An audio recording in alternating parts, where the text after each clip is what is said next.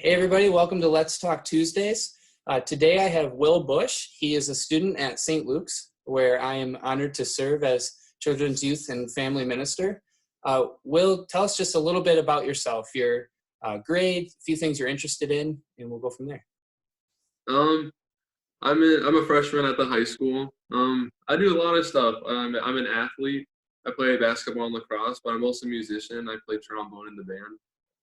And I just like exploring the world and doing a lot of different things. So I had the opportunity to lead a trip this past summer called Roller Coasters and Jesus, and you took the opportunity to go on the trip as well. And one of the nights when we were having a group discussion, you brought up this phrase called "seek discomfort." And if people watching the video can't see it, his sweatshirt actually says it on it. And Will, if you could just tell me a little bit of what does this phrase mean to you? So originally, I found out about this phrase a couple of years ago on YouTube, actually. So nowhere like super special, but it stuck with me. And like as I've kind of lived with this like in the back of my mind, it's opened up a lot of different opportunities that I probably wouldn't have taken otherwise. So kind of to me, it means like the idea of getting out of your comfort zone and like the ability to learn more than what you originally expected. Yeah, and do you have an example, like from your own life, of where this phrase being a part of your life has helped you kind of become uncomfortable and dig into some things? Oh yeah, definitely. I mean, it, like on a small level, it happens every single day, just like in my home, whether that's maybe taking a break from homework to go play with my brothers or something. But on a larger scale, um, I remember I was on a canoe trip last summer in the Boundary Waters. I was lucky enough to go, and it was just it was like about a week long, and about halfway through it was just rain for like 3 days straight. It was horrible. It was just pouring, and I was just like, man, I don't want to be here. I hated it, and Yeah. I mean, to be honest, all I could think about was getting home and eating like a bowl of cinnamon toast crunch because I had sugar in like 3 days. But um, just like in that moment, it kind of clicked with me that just like, man, this is really uncomfortable. I really don't like this. But afterwards, like 2 days later, it's finally stopped raining, and it was just clear skies, birds were chirping. It was beautiful, and I realized in that moment like how much I learned in those couple of days of just pouring rain. And I like if it was clear skies and sunny the entire trip, I probably wouldn't have learned as much. And through those tough times, I kind of realized like it's a lot in discomfort is where we learn more about ourselves.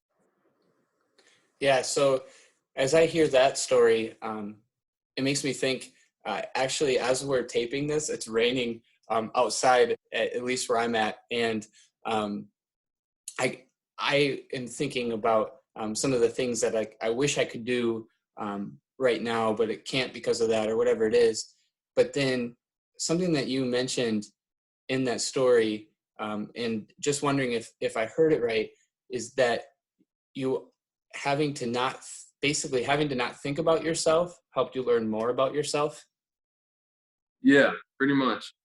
Instead of focusing on myself, I was focusing on just getting through this hard time. And in that challenge is kind of where I like learned the most on that trip.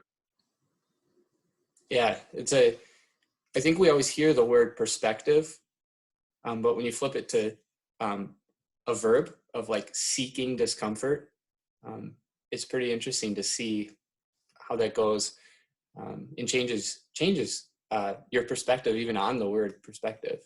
Oh yeah, definitely.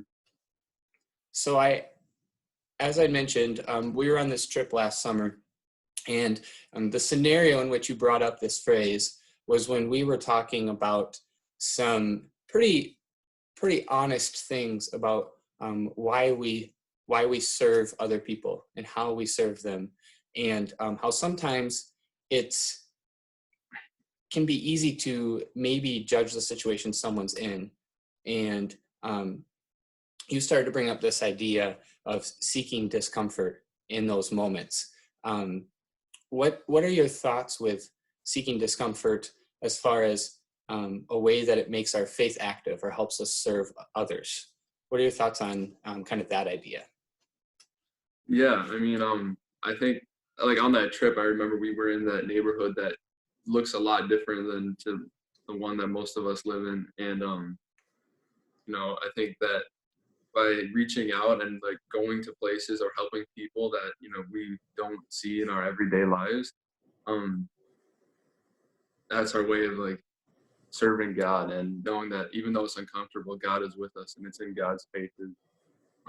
It's in God's faith that we do that.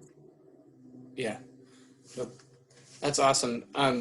So is there anything else about this idea that you would want to share, or is there?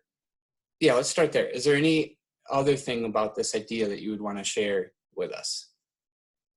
Um, I think that like seeking discomfort doesn't always like mean like saying yes to everything or really pushing yourself. It means like just on a day-to-day basis or even like hour-to-hour basis, kind of looking at the world a little bit differently and knowing that it's okay to be uncomfortable, but you can also learn in comfort. Just finding a balance between the two.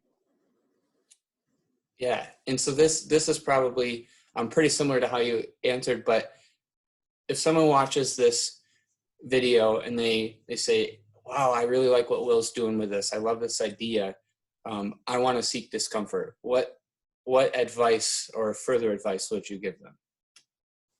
I would say just I would first just think to yourself like what in my world am I like really comfortable with? What is the most important things to me? And keep those things. But the other parts of your life where you think you have room to expand on, find ways to reach out or try something new. And it doesn't need to be big things. For example, like just over this like quarantine or this break period, I'm not a big runner, but I've started running through my neighborhoods a lot more. It's been a really cool new experience for me. So I think there's a lot of different ways just to, like I said, day-to-day things that you can do to make life more interesting.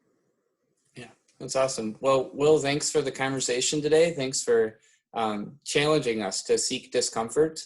One of the things that inspires me about this conversation with you is that you keep bringing up day to day. And I just want to thank you for that, because I think sometimes when we think of this big idea of seeking discomfort, it seems like we have to like I sell your house and go move somewhere or things like that. But and maybe that does lead someone to that, but it's day to day, right? Like how are we living into that every day? So thank you for your time. Thanks for challenging us to live into this. And yeah. Yeah, for sure. And especially during this period, it's for a lot of people, it's probably hard to get up and do a lot of different things. So I think it's important to look on the world at a little bit smaller level. Yeah, it's awesome. Well, we'll look forward to hearing more from you. I know I personally do. Once we can meet in person, I love the chats that we get to have and the perspective you bring to things. So thanks again for being part of this video series and teaching us a little bit more about your perspective on some things in life. Yeah, thank you, Jay. I hope I can talk to you soon. Yes, me too.